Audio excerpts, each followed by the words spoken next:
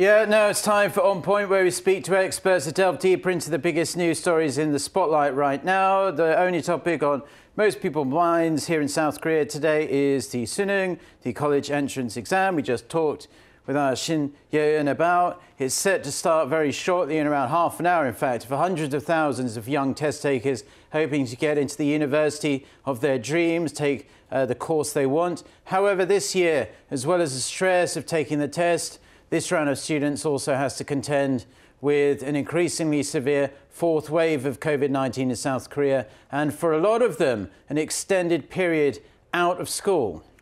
Numerous quarantine and safety measures have been put in place to ensure the students are safe, but it's another thing for them and their parents to worry about. For more, we connect to Dr. Alice Tan, internist at MizMedi Women's Hospital in Seoul. Good morning, Dr. Tan. Good morning.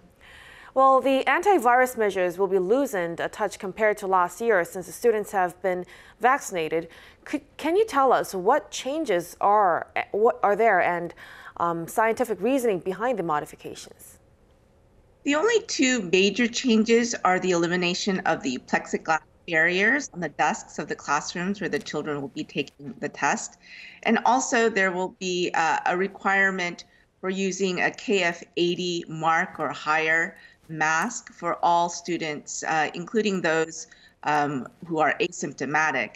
And the rationale behind these two changes was a study that was done in classrooms by the CDC that showed that plexiglass barriers in classrooms can actually impede natural ventilation. And the two factors that really decreased transmission in schools were adequate ventilation and universal masking. So those two factors will be emphasized more. Otherwise, hands will be sanitized before entry to the test sites. There will be 2-point temperature screenings and also check for symptoms. Anyone who does have a symptom or a temperature above 37.4 will be escorted to a separate test room, separate from the other students this year, as was the case last year.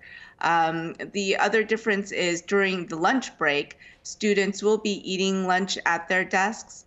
There will be no common water disposal. Everyone will be having to bring their own fluids to drink from home. And also there will be a paper barrier between the desks that is disposable. Those are really the only differences. Yeah. Students have been asked to wear extra warm clothes as well, because they're going to open the windows every hour to let air ventilate through. So they might be cold as well. But some experts have warned that these testing centres, even though there are all these safety protocols in place, could potentially give rise to cluster infections, given that there are this relatively large number of people crammed under one roof. Do you share similar concerns? Well, this year, there are actually 90,000 more test takers compared to last year. And of course, this year we're dealing with the Delta variant. The other difference is right now, the demographic of children between the ages of 10 and 19 make up the third highest demographic with incidence of COVID-19 per 100,000 population after people in their 20s and 30s. However, I looked at the epidemiological data after the Suneung test last year, and there were no clusters that were directly linked to the test in the days and weeks after the test. The bigger risk seems to be what happens after the test. So socializing, partying, that actually, will be allowed this year because of the loosened restrictions. Those actually seem to pose a higher risk of COVID spread than the test itself.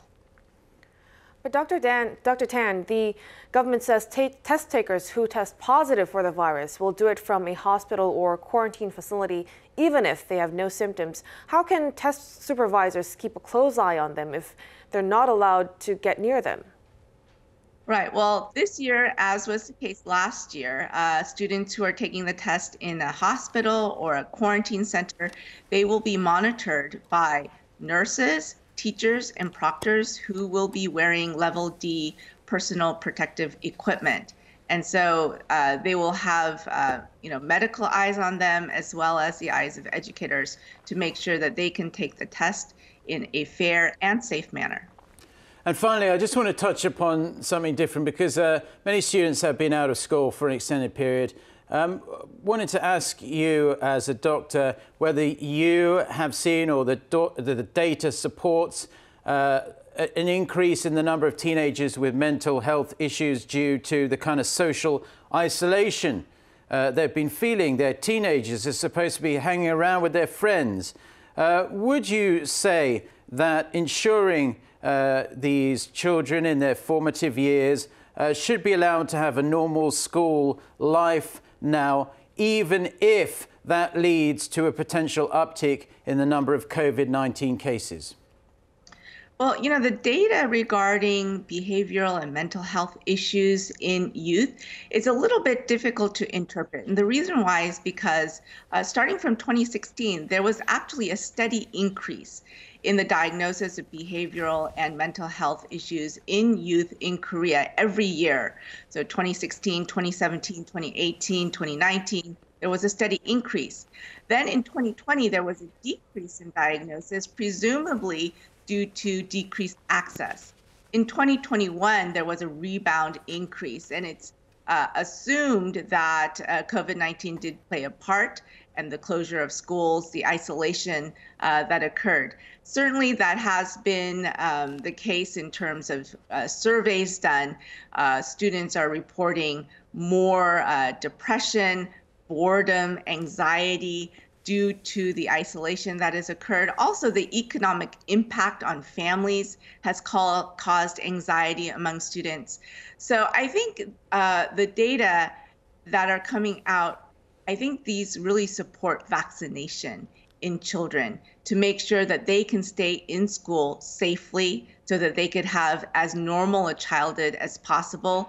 In terms of the long-term behavioral and mental health impacts of COVID-19, I think this is an area that really needs more research.